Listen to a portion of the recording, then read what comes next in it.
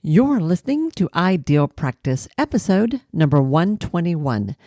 And today, guys, we're going to talk about how to make sure that the tricky way our thoughts and beliefs work, well, we're going to make sure that works for us, not against us. Because in the end, your sense of satisfaction, your sense of well-being, your joy, and literally your success pretty much always comes back to the way you think.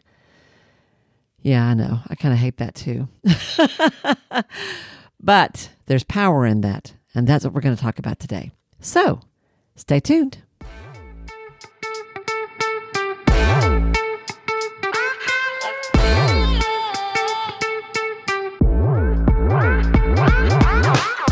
Hi, I'm Wendy Pitts Reeves, and with over 2 decades of experience in the private practice world, I've built my 6-figure business while learning a lot of lessons the hard way. This is the first podcast that shows you how to apply the principles of energy, alignment, and strategy to build a practice that is profit-centered, but people-forward. This is the Ideal Practice Podcast. Hey guys, and welcome back to Ideal Practice. This is Wendy Pitts Reeves, your host. I'm so excited about hanging out with you guys today. How are you doing? How's life going?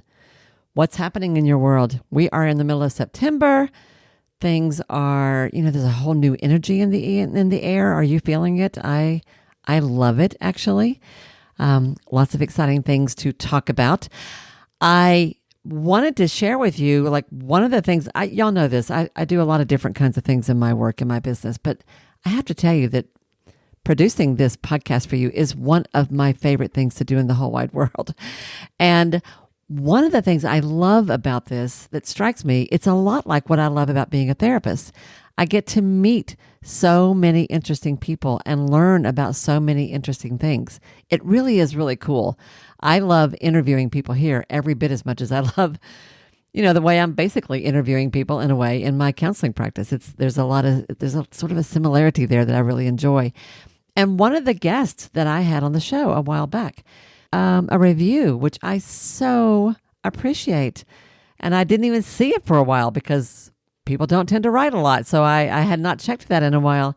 And this was from Sandra, who I had on the podcast way back. She was the photographer that I so enjoyed talking to about how to do a photo shoot. Y'all remember that? I don't remember the episode. We can look that up and post it. But anyway, Sandra wrote a review for me and she said, "Fantastic host, great insight."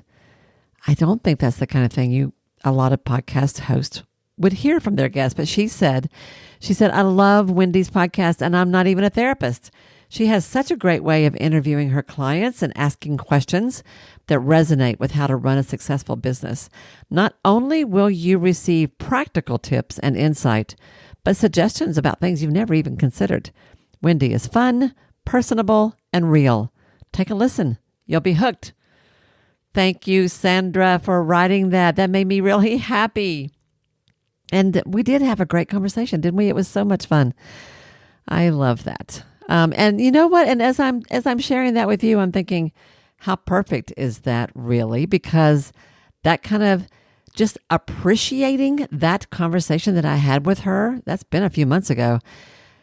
That's a bright spot that just thinking about it automatically kind of shifts my energy, which is a lot of what I want to talk to you about today, guys, because your power as a practice owner, as a business owner, is heavily linked to your ability to monitor, manage, and shift your energy when you need to. So here's the thing. As entrepreneurs, as private practice owners, guys, we are naturally problem solvers, right? And that's awesome. I mean, that's what we do. We solve problems. We solve problems for our staff. We solve problems for our team. We solve problems for our clients or help them find their own solutions for solving their problems. So that's kind of how we're wired. Something's wrong, we need to help, right? That's how we are wired. But that also means that our eyes are always on the future, on what's still out there, what the horizon is, where the goals we haven't reached, the problems we haven't solved, the accomplishments we haven't quite checked off the list yet. And when you're growing a thriving private practice, there's always more to do, always more to learn, always more to try. It never stops. I don't care how long you're in practice. When you're in practice for 20 years, that never stops. And, running any kind of business is both really fun and also kind of awful at the same time, because things don't always work out the way you want to, right? You're going to have tough days. You're going to have great days, but there are moments when you're going to be like, wow, what in the world have I got myself into? Why isn't this working the way I wanted it to? This isn't what I expected. Whatever, you're going to have those moments. And there will be times when it feels like success is taking a long time to get here. There's a reality to that is just sort of the nature of the beast. Some of it is actually that's just what it means to run a business. Some of it is the way we tend to think. And if we're not careful on those hard days or hard periods of time, sometimes it could be months, sometimes it's a tough year. If we're not careful, we can get caught up in a spiral of defeat, a spiral of negativity that isn't going to serve you, guys. It's not going to serve you. So watching how you think about all of that is critical, because in the end, the bottom line is it's a mind game. Now, there are some very sort of practical, high-level things you can do that are always kind of part of your overall success. Before I get into the mindset piece, because I really want to focus on that today, but before I go there, let me just share with you, I haven't mentioned this in a while, but if you do find that you're juggling a lot in your practice and some things are going great, some things feel a little wonky, sometimes you wonder if you're monitoring it all the right way, or if it's like, am I doing all the things I need to be doing? And you're not quite sure what you might be missing or where you might want to focus next. Well, I can help you with that, because what you need to focus on is going to be different at different phases of your practice development. There are lots of ways that growth is going to look for you. And I have a tool that I put together. It's called the IP360 scorecard. It's basically a self-assessment practice.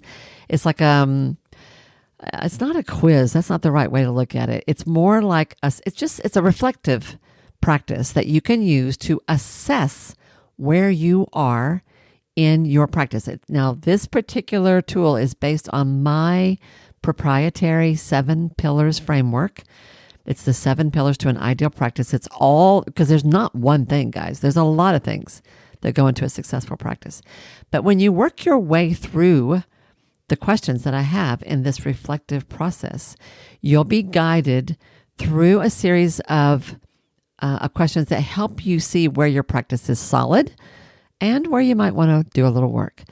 So the IP360 scorecard is easy to do. You can fill this out in like 10 minutes, maybe 15 minutes.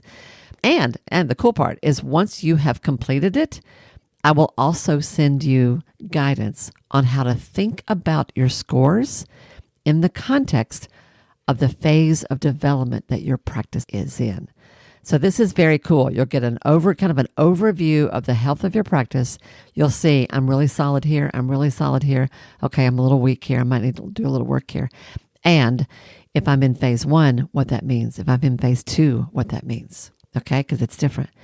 And the cool part, the best part about all of that is it is completely free, 100% free. If you want to go pick that up for yourself, I can tell you really quick how to get it.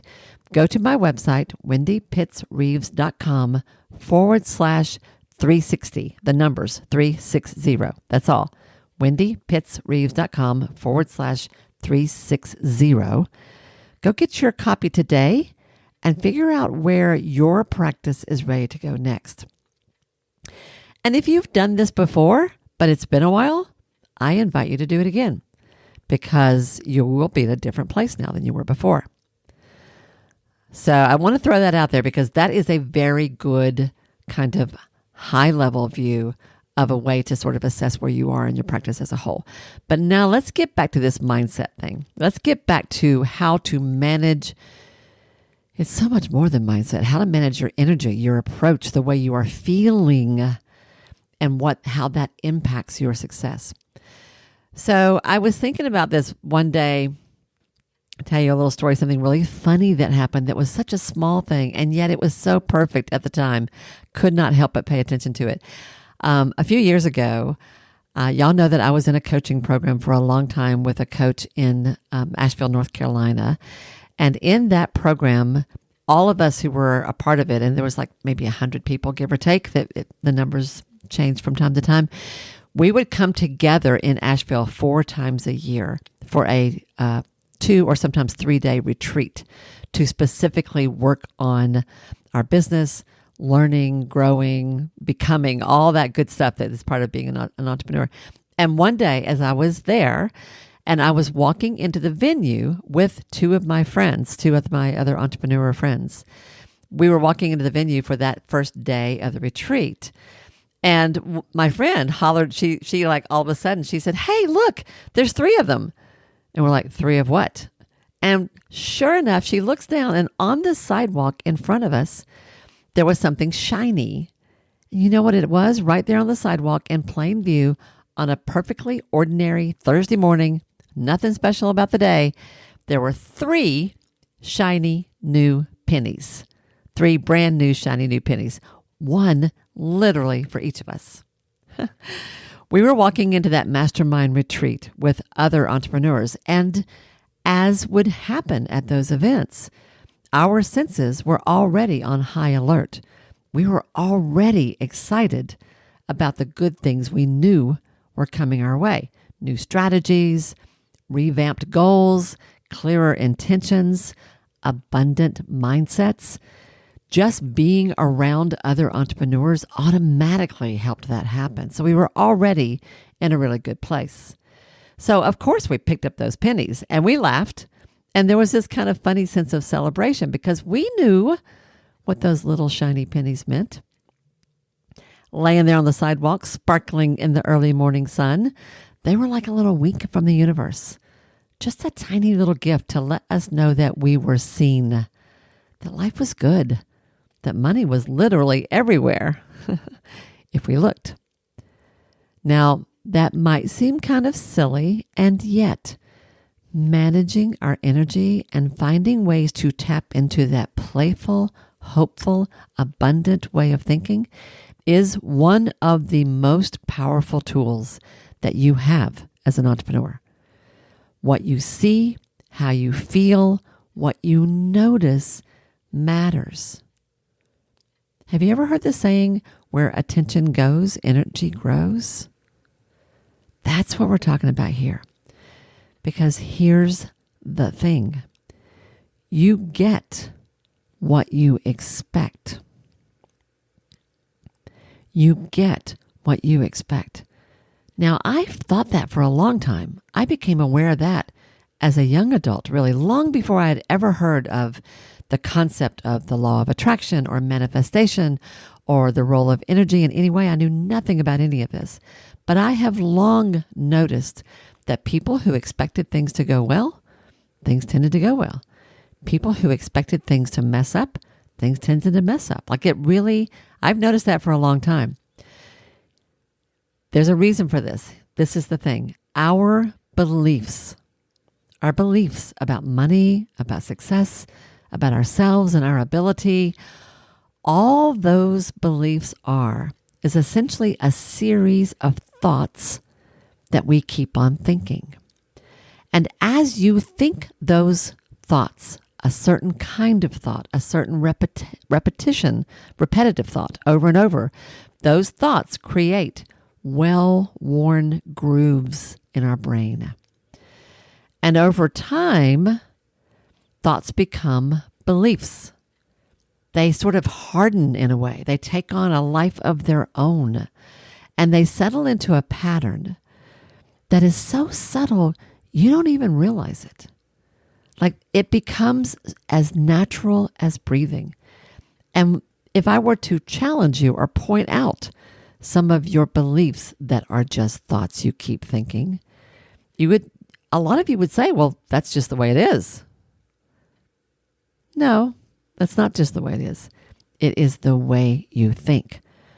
I catch my own all the time. Like one of the common ones I have to watch out for in myself is I have a certain phrase that pops into my head anytime I have sort of a moment of lack, anytime something goes wrong, right? A client fires me, or I don't get the talk that I want, or I launch something and it doesn't work, or I have a really great month and then a terrible month, whatever. Anytime something doesn't work, I realize that a certain phrase pops into my head. And what I will find myself saying without even realizing it is I'll say, well, of course that didn't work. Yeah, of course that didn't work, because that's kind of how it always goes. Of course that opportunity didn't materialize. Of course that money didn't come in. Of course that launch didn't work. Of course that talk didn't happen. Of course that didn't go well the second time, which is one of my big limiting beliefs. You can put whatever negative phrase you want of your own in there. What's the thing that you do that says, well, of course that didn't, I couldn't, I wasn't, they didn't. What's the of course negative statement that you find yourself saying, thinking? The key to this, the hard part about this, is that I don't actually say that out loud when something goes wrong. I don't say, well, of course that didn't work, because, that's how it always goes. I don't say that. I don't even necessarily consciously think it. I feel it. I feel it in my body. It happens so naturally, I don't even really notice. It's automatic. And here's the kicker, y'all. What you feel becomes what you expect. What you expect becomes what you look for. And what you look for, you will find. Ugh, yeah. I think the proper term for that is confirmation bias. We will find cues in our environment that prove us right. But think about this. If what I feel is, that never goes well for me, or I'm not really any good at this, or I'm never going to have the kind of success I think I want, or I dream about. If what I feel in my bones is that, it's because somewhere along the way I had a thought. That's never going to work for me. I kept thinking it. That becomes a groove. That becomes a belief. That belief becomes a feeling. Because I now feel, that's never going to work for me. I now expect, that's never going to work for me. And so what am I going to look for in the world around me, in my experience? I'm going to look for proof that things never work for me. Do y'all get this? You know what I'm talking about? So if you find yourself saying, as I'm talking this through, if you find yourself thinking, well, Wendy, that's because it doesn't. I am going to challenge you on that. Because again, it's all about what you focus on and what you look for. Because what you expect, you will find. Okay? So here's the good news. Here's the good news in this, because there is power here. Once you recognize a pattern, once you catch it, you can attend to it. And once you attend to it and learn how to spot it, you can shift it. That's the cool part. Because with practice, guys, and y'all know this is what you teach your clients, isn't it? You can always create new pathways. You can always retrain your brain in lots of ways. You can write about it in your journal. You can talk about it with a coach. You can ask colleagues to help you become more aware of when you are stuck in this negative feedback loop. You can pay attention to your emotions and catch it when you start feeling bad, and notice the talk in your head that's going with that. And then you can train yourself to feel good. You have the power to shift what you expect. So what would happen if you expected to find moments that brought surprise, delight, joy? What if you expected that things actually did work? What if you learned how to shift your energy? So remember what I said a moment ago. What you expect becomes what you look for, and what you look for, you find. So with just the smallest shift in attention, you will notice dozens of tiny joys, tiny wins that happen around you every day. Now we can start literally with simple joy. The clouds that look like wispy wings all across the sky when you're walking your dog. The friend who buys your dinner just because she loves you. The perfect parking spot that appears right as you pull in. Happens to me all the time. That new client who is thrilled to hire you and happily pays your full fee. Or, like in my case, just finding 3 shiny new pennies on the sidewalk.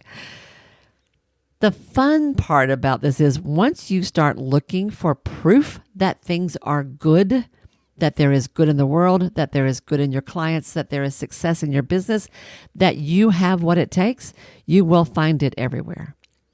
And when you start looking for that and you expect that, your outcomes are going to change too.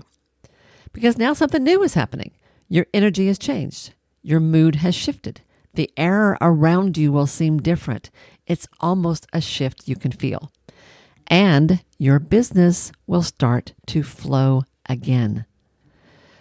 I am not kidding you about this. It takes practice, but this really does work. I find that when I am super stressed or all I can think about are all the things that are going wrong, more of that piles on. When I can force myself to shift my attention to what's going right, things will begin to turn around. A couple of ways to think about this. Essentially, what I want you to do is I want you to look for ways to feel better. Look for ways to feel better. One of my favorite things to do is to think consciously, actively about things that I love, that I like, about my work, about my clients, things that I appreciate about the day. And y'all, it's great to do this in your practice, like literally about your business. Like, I love this about my practice and I love that about my practice. But if that's too loaded or too tense or too hard right now, then look about something in your day or about your kids or about your dog or about, I don't know, the fact that, you caught the red lights green all the way home. Whatever. Find something to feel good about. I have a practice where every night before I go to sleep, I keep a teeny tiny little notebook by my bed and a pen, and I will write down 3 things I'm grateful for before I go to sleep. Just 3 things. Takes me less than a minute to do, maybe 2 minutes. I do it very quickly. And all I write is the date, and then I'll write grateful for, grateful for, grateful for. And it is so easy and quick, even on really terrible days, that I can come up with something I am grateful for that day, which helps me sleep better and helps me protect my energy. Another way that I really like to do this, if when I am struggling, is to say it out loud. Say it out loud. I love the way the sky looks at this time of day. I love the session that I had with that client this morning. She is absolutely one of my favorite people ever to work with. The coffee is especially delicious today. Have you just noticed, like, some days it just tastes better? I love that I have my own freedom and control to choose where I work and when. I love that I get to decide what my schedule is. I love that I decide who I work with. I love that I am calling the shots. I love that even when things don't work, it's up to me and I have the freedom and the power to change it. I love that I am in charge of my life. I love that I can be creative. I love that I can try something new. I love that I can tap into something better just by paying attention. I love that I am supported by the universe, by the earth, by my community, by my friends. I love I love so many things about the way my life is, no matter what. And you know what? I'll tell you another thing I do. If it's really tough and like whatever's going on right now, it's just like so in my face, I can hardly get away from it. I can hardly breathe. I will literally physically step away from whatever's going bad and go do something that feels good. That might mean going for a drive. It might mean going for a walk. It might mean listening to music for a minute and literally getting up and dancing. It might be doing some yoga stretches in the middle of my office. It might mean going and getting an ice cream, whatever. But I will leave the situation if I can. It might mean smudging my office with something that smells good. It might mean lighting a candle and saying a prayer. But I will step away from whatever is so hard and go find something that feels better so that I am physically shifting the energy in my body. The point of all of this is it is about being intentional, conscious, on purpose. Something doesn't feel good here. I've got to change this. I got to change this. I just thought of a really good story about this that I'll have to come back to another time. Remind me sometime to tell you about the time I was stuck in an airport overseas. I'll come back to that story later. Here is just a sampling. I want to tell you what happens when you do shift your energy, when you do consciously find a way to feel better, when you do turn your attention to what's going right, when you do begin to expect good things. Here's an example of some of the things that I have noticed that happen. Just literally by paying attention. I need to start noticing the good things that happen day to day. In a 2-week period, I've had this stuff happen. I opened the mail expecting a bill and found a refund twice. I found an old envelope in a pile of old papers in my office that I was cleaning up and found a $20 bill in it. I had several new clients show up on my calendar all at once, all self-pay, all ideal. I got a brand new kitchen faucet that was like over $200 from a major store, a big box store, for free without even asking. I got invited to speak at a couple of new venues and had a potential third one all within a matter of days. All of that happened in like a 2-week period. I've had so many things like this happen that when I remember, I start an abundance list where I just start writing down all the magic. A refund here, somebody paying me extra that I hadn't expected there. Just sort of crazy things, like really good stuff, right? I could keep going all day long with this. When you shift your energy, y'all, you will shift your outcome. I know it sounds simplistic, but it's not, because it does take conscious effort and intention to do this. But when you can find a way to focus on feeling good, your business will begin to move forward again. Train yourself to see, enjoy, celebrate, expect even the smallest victories in your life and in your business. And shiny new things will come your way too. I want to close this episode with a quote by Andrew Carnegie.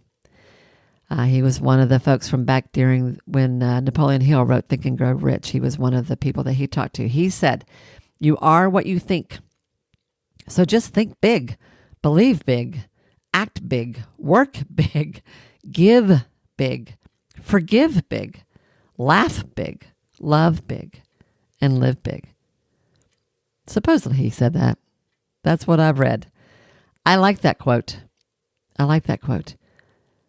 I want you to pay attention to your thoughts, because a belief is just a thought that you keep on thinking. So think something good. Look for things to see that are good. Find ways to feel good. Notice them, celebrate them, honor them, and they will get bigger. And it's all going to be better. All right, everybody. That's what I've got for you today. I hope that gets you thinking. I would love to know how this lands for you, what your takeaway is from this. Shoot me an email at wendy@wendypittsreeves.com, or in the show notes below this, you'll see there is an actual link now that you can text me directly.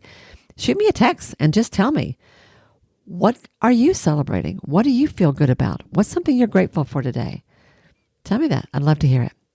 Have a great week, everybody, and I will see you next time right here on the Ideal Practice Podcast. Bye now. Hey, y'all. If this program has become important to you, if Ideal Practice matters, it would mean so much to me if you'd be willing to take just a minute to do one or two of the following things. First of all, would you follow or subscribe to the show here at Ideal Practice? Following me helps you because you'll never miss an episode, but it helps me as well for all kinds of reasons. To do that, all you have to do is go to the show page for Ideal Practice on Apple Podcasts or Spotify or wherever you listen to podcasts. There, just click on the plus sign that you'll usually find in the top right-hand corner, or click on the word follow that you're going to find somewhere there on that page. Of all the things, this really is the most important thing you can do for the podcast itself. While you're there, it would be extra special if you would be willing to give me a 5-star rating, and even better than that, a review with your own words. Your words matter. And when you write what you feel, what you think, you uplift and encourage others. And I love that.